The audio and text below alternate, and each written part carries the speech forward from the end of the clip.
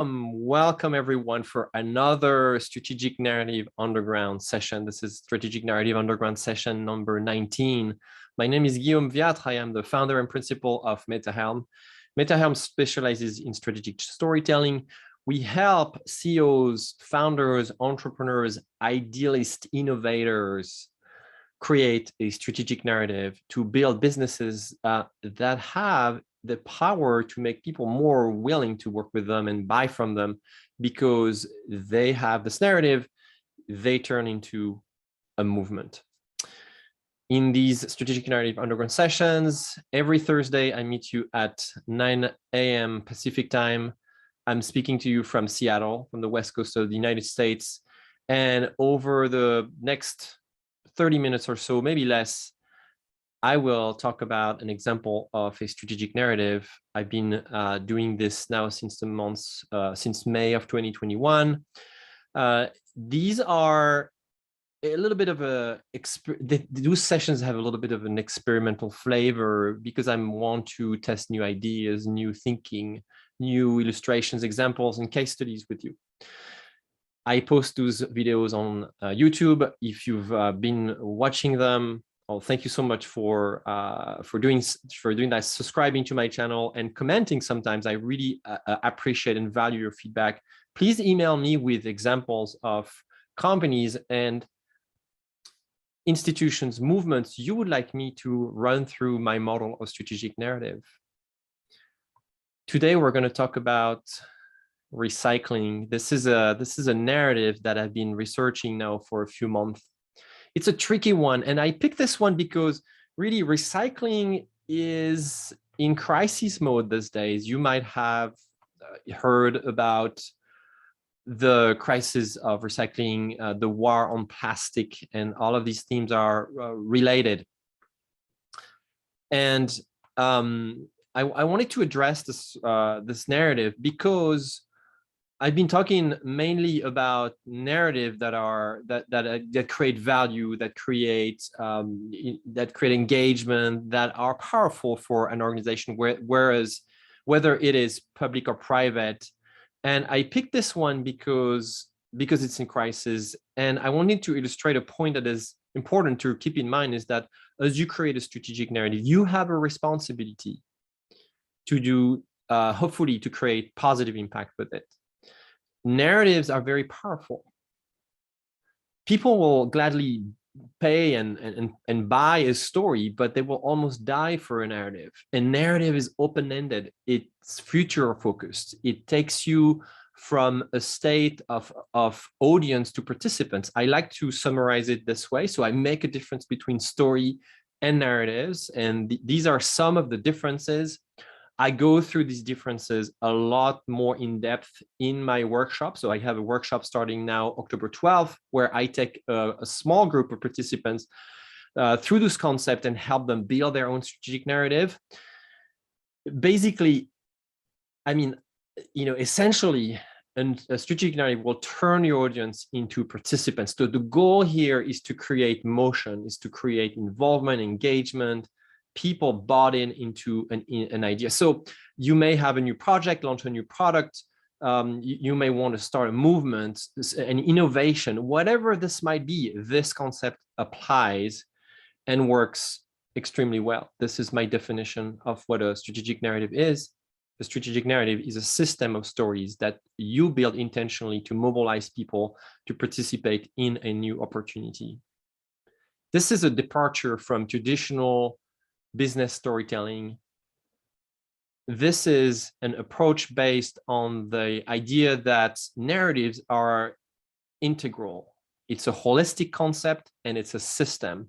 So it's not something linear that goes from one beginning to an end, but it's a concept that is more evolutionary, more dynamic. What do I mean by system of stories? I see 4 stories in my perspective, in my theory. The origin story, very much based on one person or one small group of individual feeling internally that something has to change, and that's typically how company founders start something. They see a problem that they want to fix. and they start looking for a solution, and very, very soon they see an opportunity. The next difference here between typical storytelling and narrative construction is that I define the opportunity as the opportunity for everyone. So I very much often talk about the community of people, not just an opportunity for one single company and organization. A narrative next, I'm moving on to the upper left quadrant of this model, has a perspective. A narrative is an interpretation of a system of stories. It has a point of view. It's a little bit biased by essence. A narrative is a take on a situation. And finally, a narrative has what I call the product story. So I include many things under the word product. Product can be a service, a product, a productized offering. Basically, it's any tangible, actionable device, steps, series of processes that help people join you to reach the opportunity that we have here in the upper right quadrant. Very, very quick explanation of my model that I teach people over the course of 6 weeks. Building a strategic narrative exists and happen in two phases. There is first a construction phase, and during which you're going to come up and frame those 4 stories, and next ends up quickly being implemented into an activation phase. Most people think that a narrative is for outside facing community purposes and typically marketing and communication. Put it on your website, on your collateral. This is very much the common assumption. So here on this diagram, you see that marketing and communication are represented here on the upper left part of this model, but it's not just that, it's so much more. A strategic narrative is basically a modus operandi for your whole team, your whole organization to operate and reach to this opportunity I was talking about. If you're interested in learning more and hearing more about this concept, I write daily, 7 days a week. Please make sure that you are on my email list here, metahelm.com/daily. And I also have, as mentioned before, a workshop starting on October 12th, 6 weeks, 12 people maximum, $900, during which I'm going to help you, and we're going to help you as a group build your strategic narrative for your company. As I mentioned before, let's talk about recycling. Most people here in the United States has seen this symbol. The symbol is called the chasing arrows, sorry. And it means recycling. It means recycling. At my house, we recycle. We have this possibility here in Seattle. I've always been wondering about where all our recycle actually ends up. And it turns out for a long time, I believe, I never really questioned myself about this process. And I thought, okay, somebody picks this up and apparently must be doing something and, transform that material, that waste that we're creating here in our house and turns it into new products. It's almost like magically my old sneakers will be turned into new basketball courts, and my old plastic jar will turn into school supplies, maybe. Well, it's not really the case. There is a big myth, and recycling here in the United States, at least, is facing a huge crisis. If you research, most of the media have covered this topic very intensely in the past 2 to 3 years, accelerating the coverage because there is a very real crisis. Recyclers don't know anymore what to do with the amount of recycle that they have to handle. The goal of this talk is not to judge the situation about recycling. The goal of this talk is just to run this narrative through my model. So it's just, let's take a theme here and see how this narrative works. And maybe let's pull some insights that you guys can use for your purpose. So let's go step by step and let's look at the 4 stories I walked you through before: the origin story, the opportunity story, the perspective story, and the product story. the origin. So first one, sorry, I skipped here, the origin story. So everything has a beginning, right? So what's the origin of the concept of recycling? Well, in the, at first in the 40s, that's, about when plastic was, I was invented. Don't quote me exactly on this, but at the beginning, basically around the 40s, plastic became this really magical, phenomenal, great, amazing invention. And when manufacturers are starting to develop ways to take this invention to market, they were considering plastic, for consumer goods, and treated as a durable material, using it to make objects that were meant to last. And I know I'm talking about recycling, and then quickly I'm focusing on plastic because plastic is a huge part of recycling, but recycling is not just plastic. It's also cardboard, it's also glass, it's also metal, it's also wood, it's also many other material. But for the sake of this example, I'm just focusing on one material here.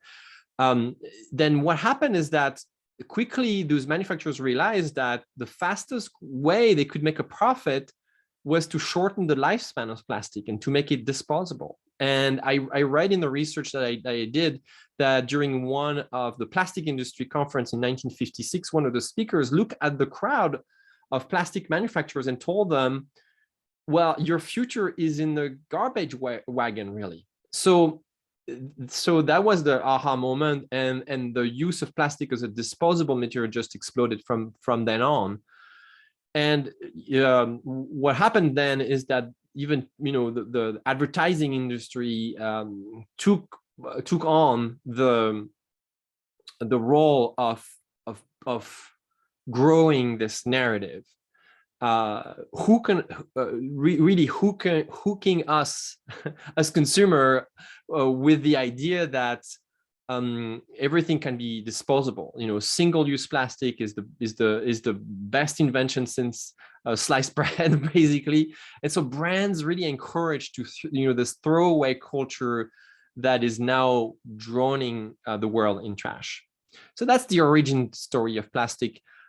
There was not, contrary to the previous strategic narrative I've explored, over the past few weeks, there was not one specific company at the origin of this narrative, but more a system of organizations, packaging manufacturers, of course, but also consumers,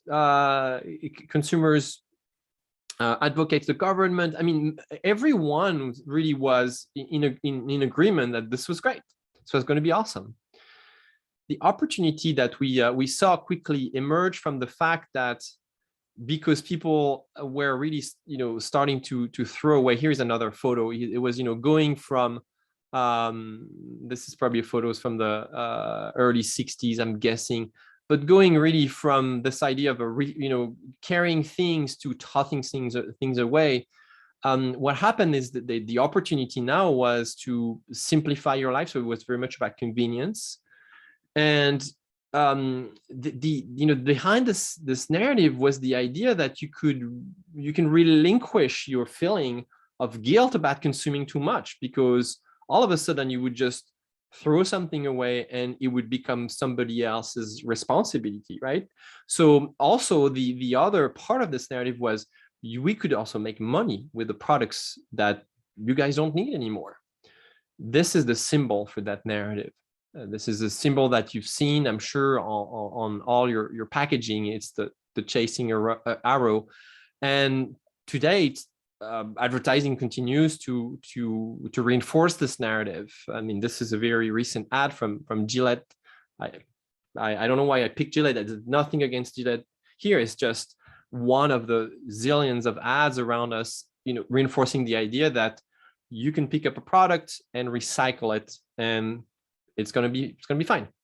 The truth, based on the numbers and based on the research I found, is that a very small portion of, again, this is about plastic here, of the plastic we throw is actually recycled.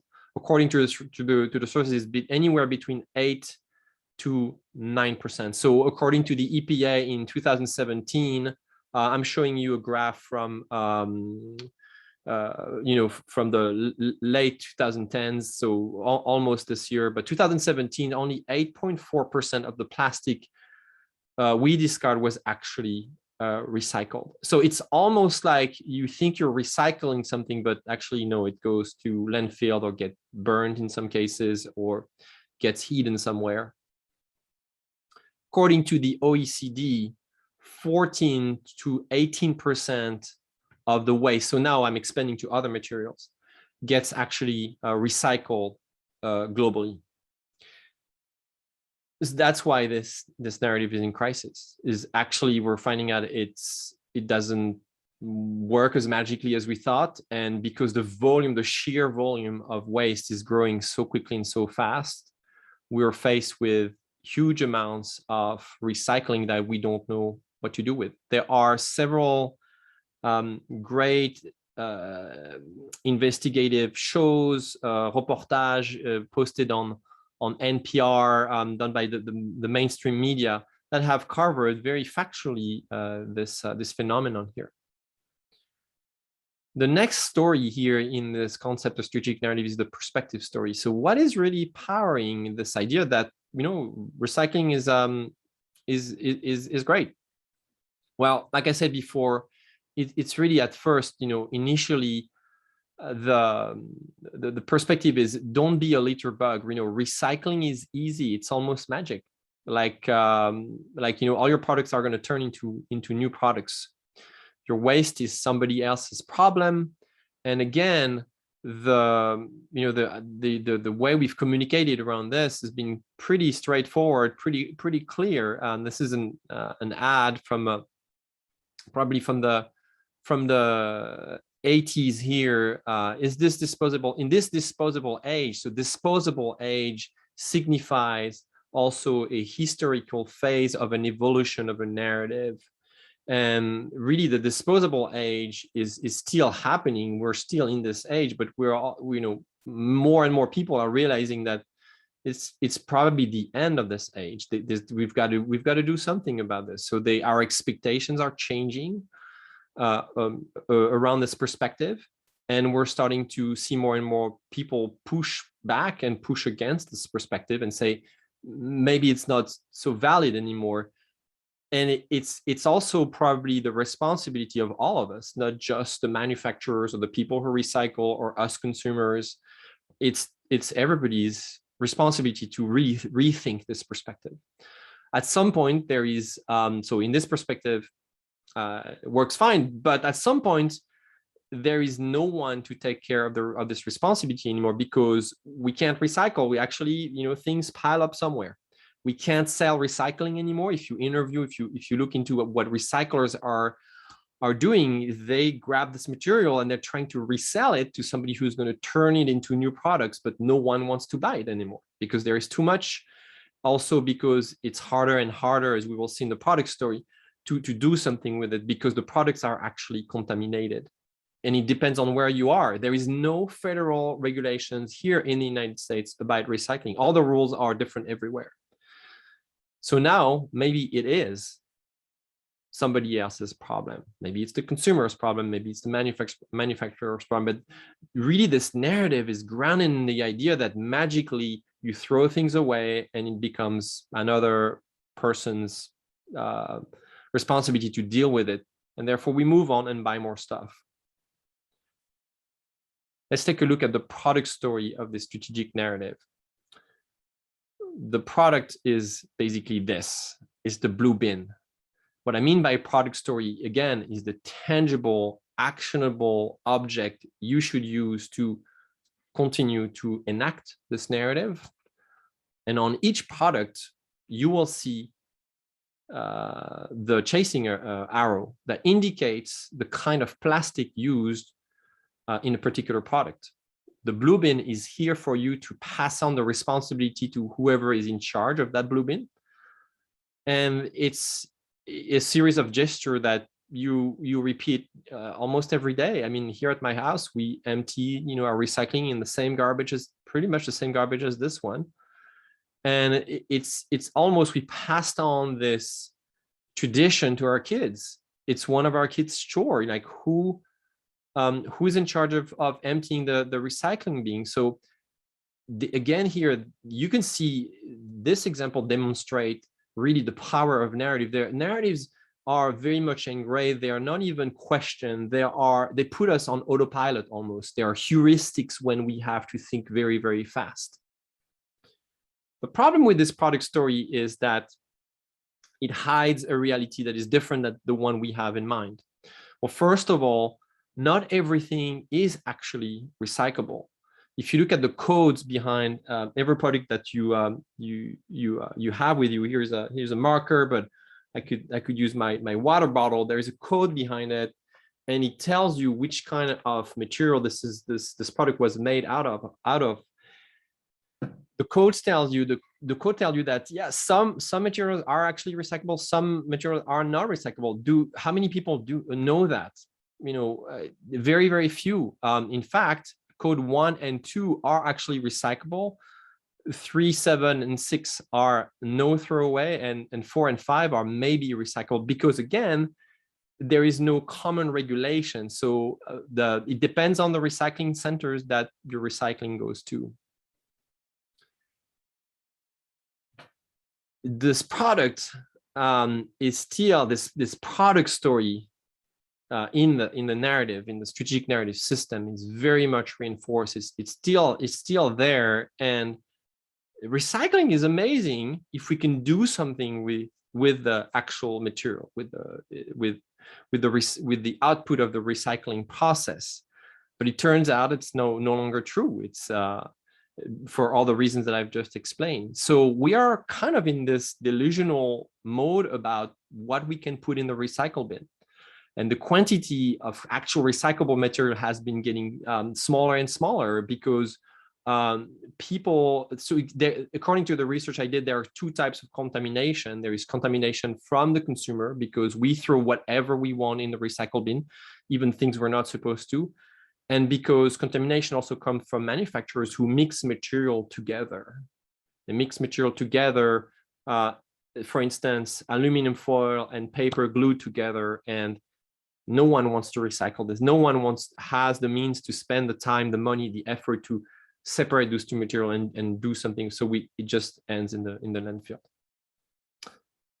I want to end here with a summary of this strategic narrative. It's really a strategic narrative because it powers a whole part of our economy, our society.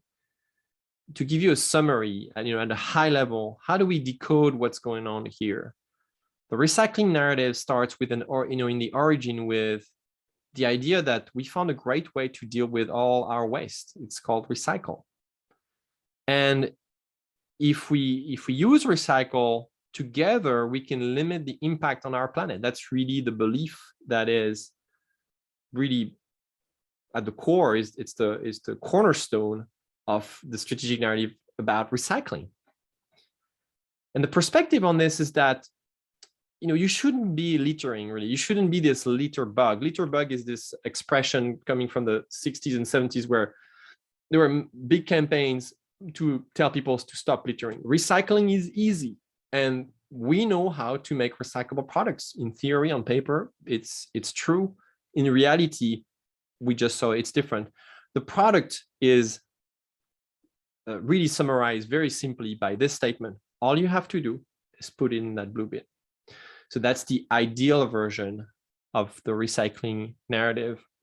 With that brief talk, my message is that when you build a strategic narrative, you have a responsibility to understand that your strategic narrative may bring growth, impact, positive, good to a community of people who need it for a while. And at some point, this narrative may become dysfunctional, may enter a crisis mode because the context around us has changed. And it's the responsibility of people who've built those narratives or the community of people who build this narrative, to realize that maybe it's time to change. Maybe it's time to evolve it and not wait until we are really much deeper in this crisis. I'll keep this short. I keep this talk as short as I can today. I want to thank you for tuning in, for watching this video, for joining here today as a group. I will see you next Thursday for another Strategic Narrative Underground session. Thank you so much.